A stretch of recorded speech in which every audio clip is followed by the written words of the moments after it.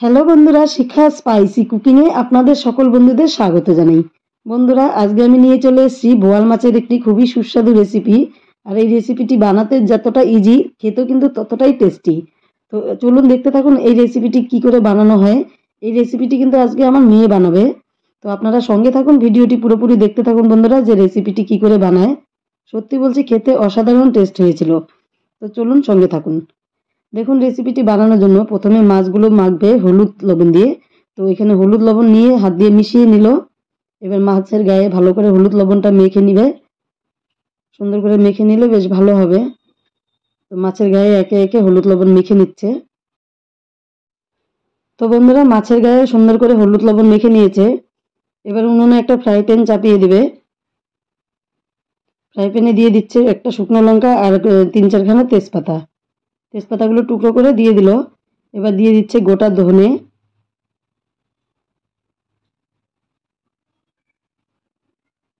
এবার দিয়ে দিবে গরম মশলা।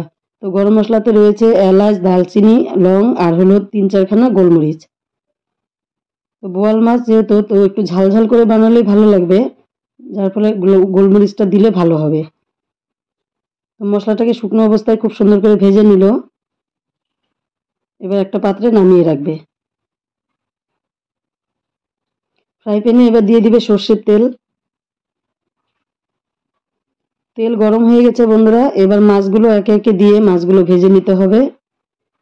তো এই বোয়াল মাছ ভাজার সময় কিন্তু সাবধানে ভাজতে হবে, মাছ কিন্তু ফেটে আসে, মানে গায়ে তেল ছিটে আসে, যার ফলে মাছগুলো খুব সাবধানে ভাজতে হবে।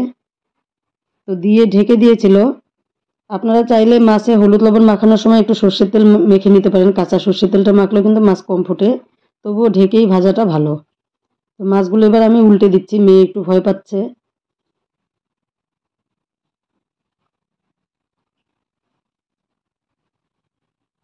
উল্টে দিয়ে আবারও ঢেকে দিয়ে তারপরে মাছগুলোকে আবার ঢাকনাটা খুলে নিলাম, আবারও উল্টে দিচ্ছি।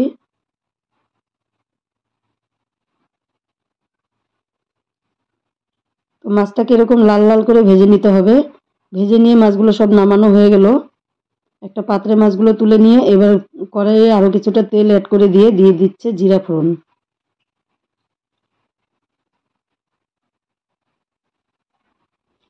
এবার বাটা কাঁচা লঙ্কা দিয়ে দিচ্ছে। এবার দিয়ে দিবে জিরা, জিরা বাটাও দিয়ে দিচ্ছে। তো জিরা বাটা আর কাঁচা লঙ্কাটাকে একসঙ্গে কিছুক্ষণ মিশিয়ে নিতে হবে।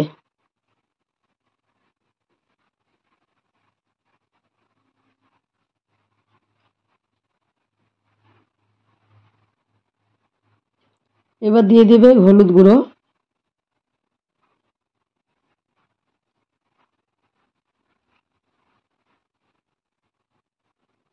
একই সঙ্গে লবণ, পরিমাণ মতো লবণটাও একই সঙ্গে দিয়ে দিল। আবারও মশলার সাথে লবণ আর হলুদটাকে মিশিয়ে নিল।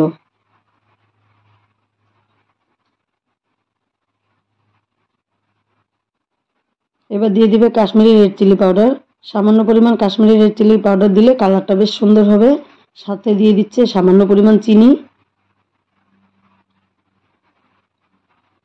এটাকেও এখন ভালো করে মিশিয়ে নেবে।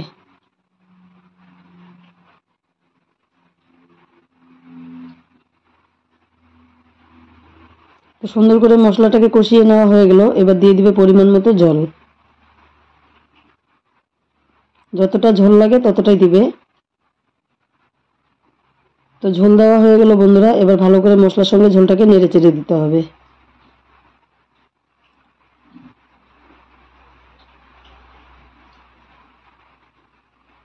এই খুন্তিটা কিন্তু পূর্ণিমা দি দিয়েছে, সাথে আরও জিনিস রয়েছে, একে একে আমি সব দেখিয়ে দেব। ঢাকনাটা লাগিয়ে দিল, 10 মিনিট পরে ঢাকনাটাকে খুলে দিল। আর গ্যাসের ফ্লেমটিকে কিন্তু একেবারে কমিয়ে দিয়ে ঝোলটা জাল করে নিয়েছে। এবার যেই মাছগুলো ভেজে রেখেছিল সেই ভাজা মাছগুলো দিয়ে দিবে।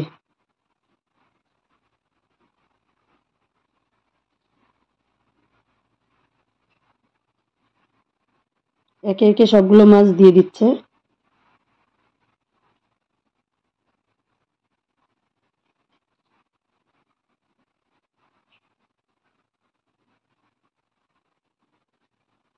তো বন্ধুরা, সবগুলো মাছ দেওয়ার পর খুন্তি দিয়ে হালকা হাতে একটু নেড়ে চেড়ে দিচ্ছে।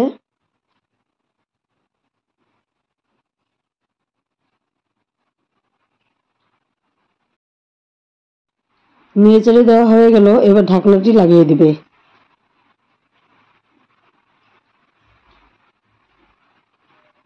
যে মশলাটা ভেজে রেখেছিল সেই মশলাটাকে এখন সুন্দর করে বেটে নিচ্ছে পাটাতে।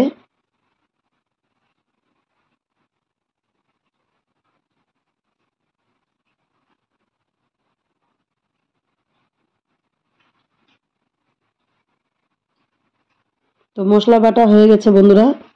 এবার মাছটা 5 থেকে 7 মিনিট জাল করে নিয়েছে মাছ, এবার মশলাটা দিয়ে দিবে। এই ভাজা মশলা দিয়ে আপনারা বোয়াল মাছ রান্না করে দেখবেন, খেতে কিন্তু দারুণ লাগে আর সেন্টটাও খুব সুন্দর হয়। এবার মশলাটাকে ভালো করে মিশিয়ে নিতে হবে। তো মশলাটাকে মিশিয়ে নিচ্ছে।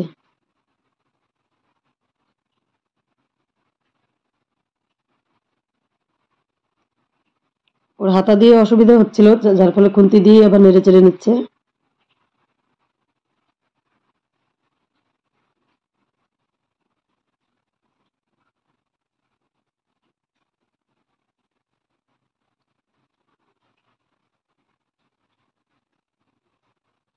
তো বন্ধুরা নেড়ে চেড়ে নেওয়া হয়ে গেল। এখন মশলাটাকে একটু সেদ্ধ হওয়ার জন্য আবারও ঢেকে দেবে।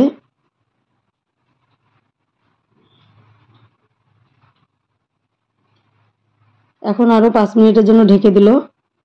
5 মিনিট পর ঢাকনাটাকে খুলে নেবে। তো দেখুন কত সুন্দর হয়েছে ঝোলটি।